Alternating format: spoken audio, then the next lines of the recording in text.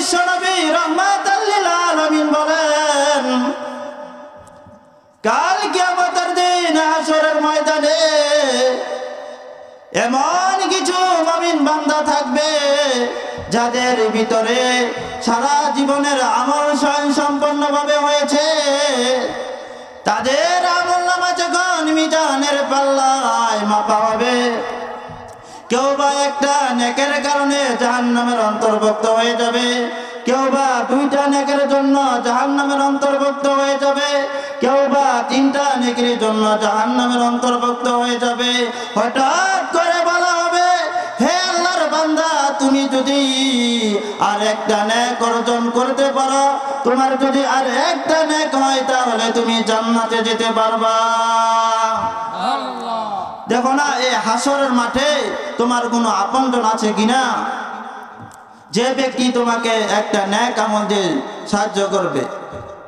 এই কথা বলার পর ওই লোকটা পাগলের মতো, মাতালের মতো দৌড়ে মার কাছে যাবে, বাবার কাছে যাবে, সন্তানের কাছে যাবে, স্ত্রীর কাছে যাবে। ইয়াউমা ইয়াফিরু মারউ মিন আখিহি ওয়া উম্মিহি ওয়া আবিহি ওয়া সাহিবাতিহি ওয়া বানিন। হে বন্ধু, ওই লোকটা দৌড়িয়ে মার কাছে যাবে, মার কাছে গিয়ে বলবে, ওরে মা, দুনিয়ার জমিনে তুমি আমাকে কতই না ভালোবেসেছিলে, তুমি আমাকে কতই না মহব্বত করেছিলে। আরে মা, দুনিয়ার জমিনে আমি কখনো কখনো হঠাৎ খেয়ে যদি পড়ে যেতাম, তখনও তুমি পাগল হয়ে যেতে আমাকে বাঁচাইবার জন্য।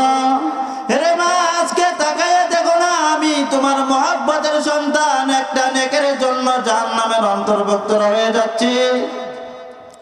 ওরে মা, আমাকে একটা নেক দিয়ে আমাকে জাহান্নাম থেকে বাঁচান, একটা নেক আমাকে দেন। এ দুনিয়ার মুসলমান, আল্লাহর গোলাম মার কাছে যখন এভাবে কান্না করতে থাকবে, মা সন্তানের এই হালত দেখে পালাইতে থাকবে, তখন সন্তান দৌড়িয়ে বাবার কাছে যাবে, বাবাও তার হালত দেখে পালাইতে থাকবে, দৌড়িয়ে স্ত্রীর কাছে যাবে, গিয়ে বলবে, এরে বাবের স্ত্রী, দুনিয়ার ভিতরে তোকে আমি কত ভালোবেসেছিলাম, তোকে আমি কত মহব্বত করেছিলাম। রে স্ত্রী, তোর জন্য আমার মাকে ভুলে গিয়েছিলাম, তোর জন্য আমার বাবাকে ভুলে গিয়েছিলাম, তোর জন্য আমি সুন্দর সুন্দর কাপড় পরিধান করাইতাম, আমার মাকে দেখাই নাই, তোর জন্য আমি সুন্দর সুন্দর খাবার তোর ঘরের ভিতরে রেখেছিলাম, আমার মাকে দেখাই নাই। রে পানের বিবি, আজকে আমি একটু বিপদে পড়ে গেছি, একটা নেক আমাকে দিবানি। স্ত্রী বলতে থাকবে, রে পানের স্বামী, আজকে তো আমি নিজেকে নিয়ে নিজে ব্যস্ত, আমি তোমাকে নেক আমল দিতে পারবো না, যাও যাও, তুমি চলে যাও, আমার কাছ থেকে বিদায় হয়ে যাও। দেখেন, একটা নেক আমল হাসরের মাত্রে মুমিন বান্দার একটা নেক আমল কত দামি হয়ে যাবে। আজকে আমি আর আপনি নেকের জন্য পাগল হতে পারলাম না। আমার প্রতিবেশী নামাজের জন্য পাগল, তার অবস্থা দেখে আপনিও নামাজের জন্য পাগল হয়ে যান। আমার প্রতিবেশী জিকিরের জন্য পাগল, তার প্রতিবেশী তার জিকির জন্য আপনিও পাগল হয়ে যান। সে কি আমার চেয়ে বেশি জিকির করতে পারে নাকি? সে কি আমার চেয়ে বেশি নামাজ পড়তে পারে নাকি? এরকম নিজের জীবনের ভিতরে নেকের প্রতিযোগিতা করেন, সাহাবায়ে কেরামের জীবন অন্বেষণ করেন, সাহাবায়ে কেরামের জীবন অন্বেষণ করেন।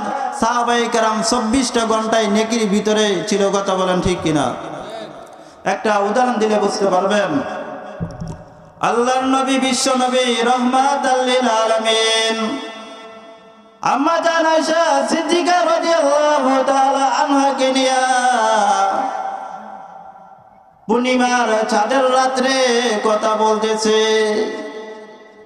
হে দুনিয়ার মুসলমান, আল্লাহর গোলাম, স্বামী স্ত্রীর মধ্যে যখন কথোপকথন হয়, কথা হয়, ভালোবাসার কথা হয়, স্বামী স্ত্রীর মধ্যে যখন প্রেমের কথা হয়, রোমান্টিক কথা হয়, এটা আল্লাহর নবীর সুন্নাত, কথা বলেন ঠিক কিনা? আর বেগানা নারীর সাথে কথা বলা, প্রেমের কথা বলা, ভালোবাসার কথা বলা, এটা গুনাহ, কথা বলেন ঠিক কিনা? এটা জিনা, ব্যভিচার হয়। এটা ইসলাম কোনদিন এটা বরদাস্ত করে না, কথা বলেন ঠিক কিনা? এজন্য স্বামীর সাথে, স্ত্রীর সাথে আপনি যত প্রেমের কথা বলবেন, যত নামাজ করবেন, আল্লাহ পাক রব্বুল আলামিন আপনার আমলনামার মধ্যে তত নেক রেখে দিবে, কথা বলেন ঠিক কিনা? আজকে আমাদের সমাজটা তো হলো উল্টা। স্বামী তার স্ত্রীকে সময় দেওয়ার মতো তার হাতে সময় থাকে না, বেগানা নারীর সাথে কথা বলার মতো সময় তার হাতে অভাব থাকে না। চিল্লায় বলেন ঠিক কিনা? আল্লাহর পয়গম্বর নবী সাল্লাল্লাহু আলাইহি ওয়াসাল্লাম আম্মা জান আয়েশা সিদ্দিকা রাদিয়াল্লাহু তাআলা আনহার সাথে বড় মজার কথা বলতেছে।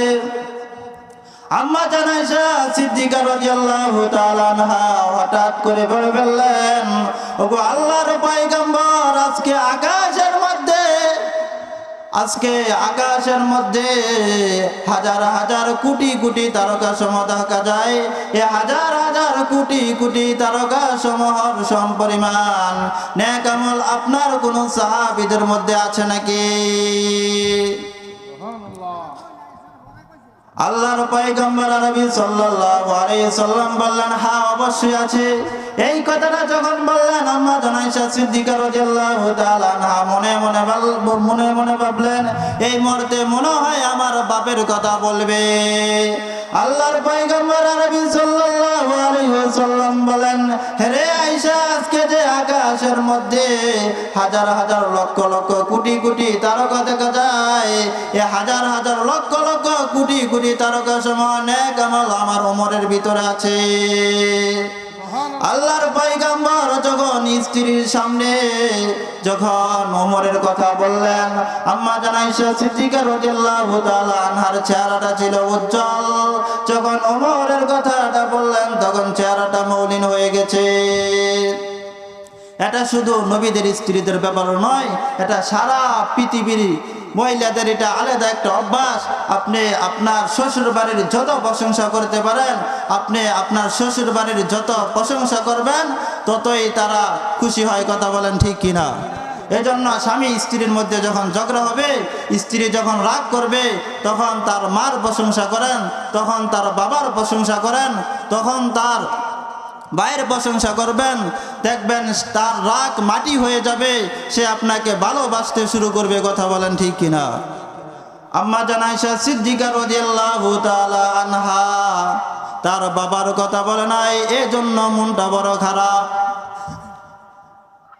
আল্লাহর নবী বিশ্ব নবী রাহমাতুল লিল আলামিন তার চেহারার দিকে বুঝতে পারলেন, তার যে চেহারাটা মলিন হয়ে গেছে। আল্লাহর নবী বিশ্ব নবী রাহমাতুল লিল আলামিন বলেন, হে আয়েশা, তোমার বাবার কথা বলি নাই, এই জন্য বুঝি তোমার মনটা খারাপ হয়ে গেছে। হে আয়েশা, এবার তোমার বাবার ব্যাপারে শোনো। আকাশের তারকা সমূহ সম পরিমাণ নেক আমল হযরত ওমরের জিন্দেগিতে আছে, আর তোমার বাপের জিন্দেগিতে কি পরিমাণ নেক আছে, এটা এখন একটু ভালো করে শোনো। সময় সংক্ষিপ্ত। তো মেরে ভাই ও দোস্ত আবা বুজুর্গ, আল্লাহর পয়গম্বর আরবি সাল্লাল্লাহু আলাইহি সাল্লাম বলেন যে, আয়েশা, তোমার বাবা আমার সাথে 3 রজনীতে যে হিজরত করেছিল, আমার সাথে মুসাফির হিসাবে যে সান্নিধ্য ছিল, তোমার বাবার 3 রাতের নেক আমল যদি আর এক পাল্লার মধ্যে রাখা হয়, আর হযরত ওমর ফারুক রাদিয়াল্লাহু তাআলা আনহুর জিন্দেগির নেক আমল যদি এক পাল্লা রাখা হয়, তাহলে তোমার বাবা হযরত আবু বকর সিদ্দিক রাদিয়াল্লাহু তাআলা আনহুর নেক আমলে বৃদ্ধি হয়ে যাবে, বলেন না সুবহানাল্লাহ। তো হযরত ওমর ফারুক রাদিয়াল্লাহু তাআলা আনহুর জিন্দেগিতে এত নেক আমল ছিল, এত নেক আমল থাকা সত্ত্বেও তার মনের ভিতরে কষ্ট, তার মনের ভিতরে দুঃখ, যে হায়রে দুনিয়ার ভিতরে আমি কি নেক আমল করলাম, আল্লাহর সামনে যদি আমি ধরা খেয়ে যাই, আমি আল্লাহর সামনে কি জবাব দিব। এই জন্য আমলের প্রতিযোগিতা করতে রাজি আছেন তো ইনশাআল্লাহ? আল্লাহ পাক রব্বুল আলামিন আমাদেরকে আমলের প্রতিযোগিতা করার তৌফিক দান করে, সকলে বলে আমিন। ওয়া আখিরু দাওয়ানা আলহামদুলিল্লাহি রাব্বিল আলামিন।